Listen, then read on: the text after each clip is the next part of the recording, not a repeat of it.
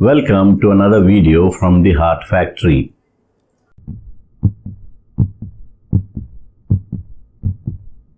So welcome Jana, very happy Perfusion Week. Thank you, sir. Thank you. So today's video will be on, this is a short video about graft cardioplegia. I don't know whether it's good or bad, though literature says that graft cardioplegia leads to premature occlusion of the vein grafts. If you give anterior cardioplegia and coronary artery disease, so part of the myocardium is not protected, and we are not using retrograde cardioplegia as well. So there's no other way for us apart from going ahead and protecting those parts of myocardium that are supplied by the obstructed coronary arteries.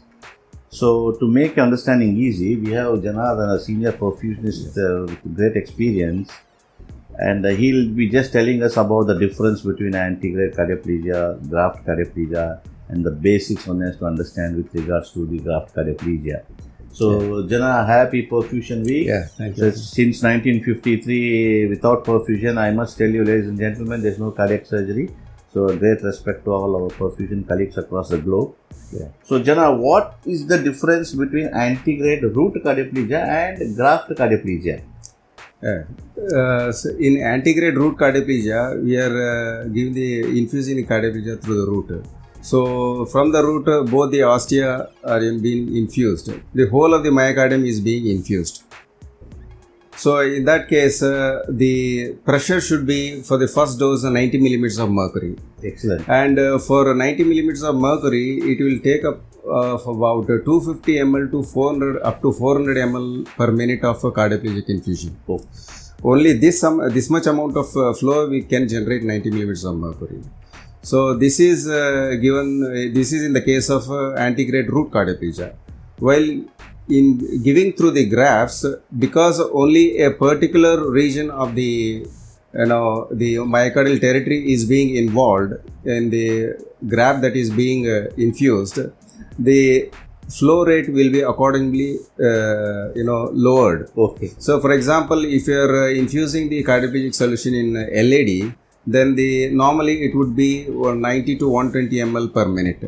But you have to ensure that the pressure should not increase above 70 millimeters of mercury. And similarly with any other grafts also, the pressure should be 70 millimeters of mercury. But according to the territory, the flow may vary. It might be 50 ml only for a smaller territory. It may go up to 90 or 100. It might vary. But pressure is what has to be looked into. How about maintenance cardio? The second dose of cardioplegia, at what pressure you give in the root, at what pressure you should give in the grafts? Yes. So first, because we are giving the first dose, the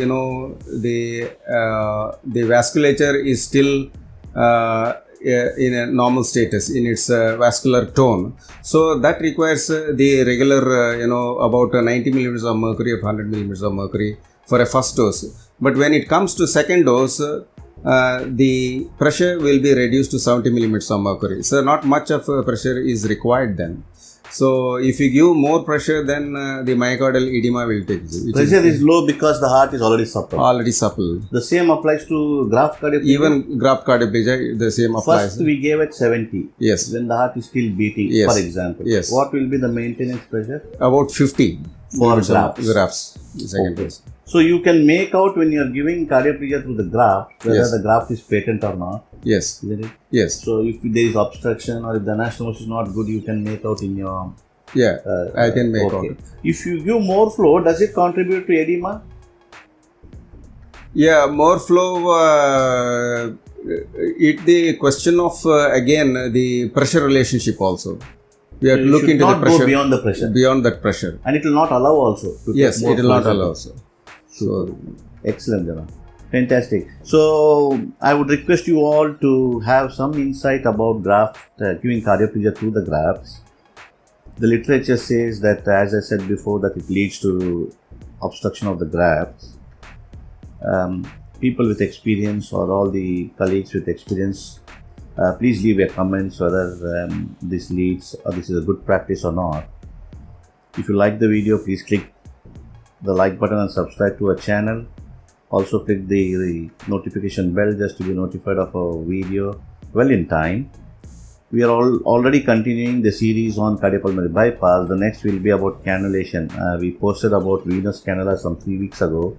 The next will be the technique of venous cannulation across all scenarios: kids, minimal invasive surgery, bicaval, and two-stage venous cannula. All techniques will be showed in a video. That will be the next one. But because we are celebrating the Perfusion Week, my respects to all the perfusion technology colleagues across the globe. If this can incite some discussion, it will be very interesting. Please keep watching our channel. Please support us. It will be excellent. Thanks for watching. Thank you. Thank you. Thanks, Jana. Thank you.